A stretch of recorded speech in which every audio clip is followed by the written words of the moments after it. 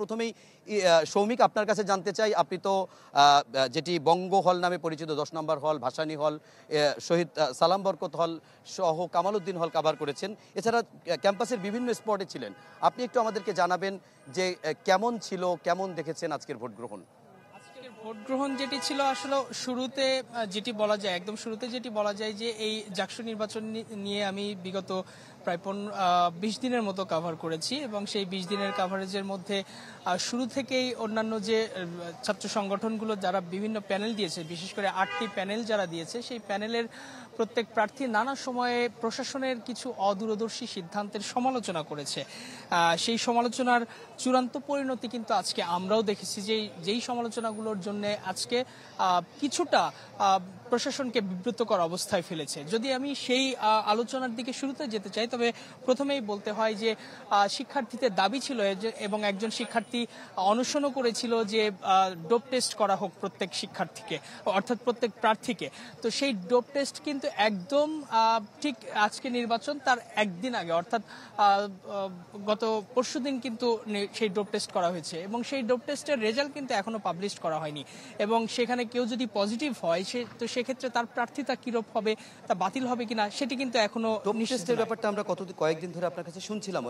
আজকের পরিবেশ কেমন ছিল?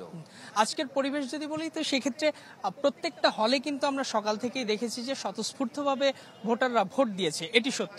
এবং কিছুক্ষণ আগে, অর্থাৎ এখন থেকে ঠিক আধা ঘন্টা আগে, কাজী নজরুল ইসলাম হল, যেখানে সবচেয়ে বেশি ভোটার ছিল 992 জন ভোটার, তারা কিন্তু দীর্ঘ সময় যেহেতু সকাল থেকে ভোট দিয়েছে, তারপরেও ভোট গ্রহণ প্রক্রিয়া শেষ হয়নি, যার কারণে অতিরিক্ত 2 ঘন্টার সময় নিয়ে সেই ভোট গ্রহণ প্রক্রিয়া শেষ করতে হয়েছে। কিন্তু তার আগে বিকেলেই কিন্তু ছাত্রদল ইতিমধ্যে বর্জন করেছে এই ভোট। সৌমিক, বিভিন্ন জায়গায় আমরা যেমন দেখছিলাম যে কম ভোটার, আবার কোথাও কোথাও দীর্ঘ লাইনও ছিল, সেটির কারণ কি আমরা একটু পরে জানার চেষ্টা করব আপনার কাছে। আমরা একটু সুলতান মাহমুদ আরিফ, আপনার কাছে একটা বিষয় একটু জানতে চাই। আপনি সারাদিন কভার করেছেন, বিশেষ করে যে জায়গাগুলোতে একটু ঘটনাবহুল ছিল, বিশেষ করে ফজিলাতুন্নেসা হলের ঘটনাও যদি আমরা বলি, সেখানেও আমরা দেখেছি আপনি ছিলেন। তো সেখানে আসলে কি পরিস্থিতি হয়েছিল, কেন সেখানে ভোট গণনা 1.5 ঘন্টা বন্ধ ছিল এবং সেখানকার পরিস্থিতি আসলে কি ছিল, আমাদেরকে একটু জানাবেন। ফজিলাতুন্নেসা হলে ঠিক আমি প্রথমেই ফজিলাতুন্নেসা হলে প্রবেশ করি। সেখানে প্রথম দিকের যে ভোট গ্রহণ, সেটি একেবারে সুষ্ঠু ছিল এবং সুন্দর পরিবেশে ভোট গ্রহণ হয়েছে। তারপরে কিন্তু ওখানে যে নিয়ম, আমরা ছাত্রী হলগুলোতে গিয়েছি, সবগুলো হলে দেখলাম একই নিয়ম, যে কোনো পুরুষ সদস্য বা পুরুষ সাংবাদিক প্রবেশ করা, তাদের এটি একটি সিস্টেম বা একটি ভালো নিয়ম, আমি এটা ওভাবে দেখছি না। এবং নারী সাংবাদিকদেরকে তারা উৎসাহিত করছে, পুরুষ সদস্যদেরকে তারা অনুৎসাহিত করছে, এই বিষয়টি কিন্তু দেখা গেছে। কিন্তু যখন আপনার দুপুরের ঠিক কিছুক্ষণ আগে আপনার ছাত্র দলের যিনি বিপি প্রার্থী আছেন এবং তাদের একজন সদস্য, সেখানে একজন নারী সদস্য সেখানে প্রবেশ করার জন্য চেষ্টা করে এবং অভিযোগ ছিল তার হাতে প্রচারপত্র ছিল, সেটি তার জন্য কিন্তু ওখানে সিকিউরিটি গার্ড যারা ছিল তারা তাদেরকে প্রবেশ করতে দেয়নি। এবং সেখান থেকে মূলত ফজিলাতুন্নেসা হলের যে ঘটনাটির সূত্রপাত সেটি শুরু। এবং তারপরে তাকে কিছু সাধারণ শিক্ষার্থীরা এবং ওখানকার সিকিউরিটি গার্ড তারা প্রবেশ করতে দেয় না, এটি নিয়ে তার নানাবিধ অভিযোগ। এবং সেই অভিযোগের প্রেক্ষিতে সেখানে কিন্তু ছাত্রদলের যে প্যানেলটি রয়েছে, সেখান যে বিপি, তিনিও কিন্তু সেখানে গিয়ে উপস্থিত হয়ে তার সাথে আরও কয়েকজন লোক ছিল, তারা কিন্তু সিকিউরিটি গার্ডের কোনো কথা তারা শুনেননি, তারা একেবারেই ভেতরে প্রবেশ করে। তারা যখন প্রবেশ করেছিল, যেহেতু এখন এক জায়গায় যে নিয়ম ভেঙে যখন তারা প্রবেশ করে, তখন আমরা যারা সাংবাদিক আছি যে এখন এখানে কি হয় সেটি তখন আমাদের আসলে দেখতেই হয়। তখন আমরা সেখানে প্রবেশ করি এবং দেখলাম যে তারা একেবারে ভোট কক্ষে প্রবেশ করে, যেখানে ভোট হয় সেখানে প্রবেশ করার পর সেখানে নতুন করে আবার যে উত্তেজনা তৈরি হওয়া, সাধারণ শিক্ষার্থী যারা রয়েছেন, যেহেতু ছাত্রীদের হল, ওখানে ঘন্টা বাজিয়ে ঢুকতে হয়। আপনি জাহাঙ্গীরনগর বিশ্ববিদ্যালয়ের আপনি ওখানকার পরিবেশ আমার চেয়ে ভালো জানেন, যেহেতু নারী শিক্ষার্থীরা থাকে, তাদের বিভিন্ন ধরনের অবস্থা থাকে, সেক্ষেত্রে তিনি আর এভাবে ঢুকে যাওয়াটা নারী শিক্ষার্থীরা কিন্তু সেটা ভালোভাবে নেননি। আচ্ছা আরিফ, আমরা আপনার কাছে আরও জানতে চাবো। আমি আকাশ, আপনি তো বিশেষ করে আইন শৃঙ্খলা পরিস্থিতি এবং ক্যাম্পাসে ভ্রাম্যমান অবস্থায় আপনি অনেকগুলো স্পটে ঘুরেছেন, সেখানে আপনি আসলে কি পরিবেশ দেখলেন এবং সেখানকার ভোটের বা সামগ্রিক ক্যাম্পাসের যেহেতু বেশ কিছু উত্তেজনা ছড়িয়েছে, আবার আমরা শুনেছি যে ভোট গ্রহণ মোটামুটি শান্তিপূর্ণ হয়েছে, তো আপনি কি দেখলেন, কেমন আপনার চোখে? আমি যদি তাজউদ্দিনের কথা বলি, তাজউদ্দিন হল যেখানে আমি ছিলাম সেখানে সর্বশেষ 6টার পর 6:30 পর্যন্ত কিন্তু ভোট গ্রহণ অনুষ্ঠিত হয়েছে। কারণ ওই হলটিতে 947 জন কিন্তু ভোটার ছিল, যেখানের মধ্যে প্রায় ভোট পড়েছে বলা যায় 752টি। যারা 5টার মধ্যে ভোট কেন্দ্রের মধ্যে প্রবেশ করতে পেরেছে তারা মোটামুটি 6:30 পর্যন্ত ভোট দিতে পেরেছে। এরপরে কিন্তু সিনেট ভবনে গণনার জন্য নিয়ে আসে।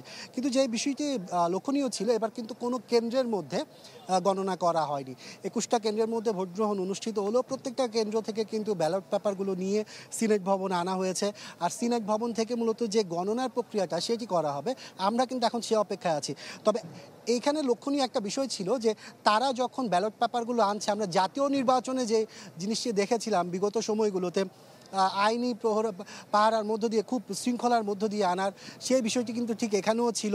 যতক্ষণ পর্যন্ত পুলিশ ওইখানে গিয়ে উপস্থিত হয়নি, ডিবি পুলিশের সদস্যরা গিয়েছে তাদের নির্ধারিত একটি গাড়িতে করে, তারপর কিন্তু খুব নিরাপত্তার বলয়ের মধ্য দিয়ে কিন্তু তারা এই সিনেট ভবনে প্রায় প্রত্যেকটি কেন্দ্র থেকে তাদের ব্যালট পেপারগুলো এনেছে।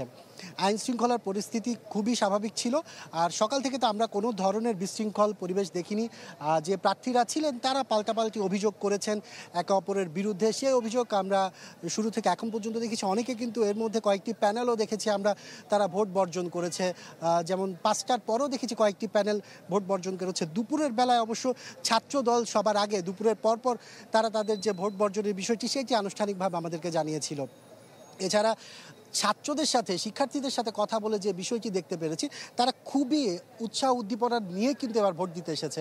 তারা যেটি জানিয়েছে যে 33 বছর পর এই ধরনের একটা জাকসু নির্বাচনে তারা ভোট গ্রহণের সুযোগ পেয়েছে, এটি কিন্তু তাদের জন্য অনেক বড় পাওয়া।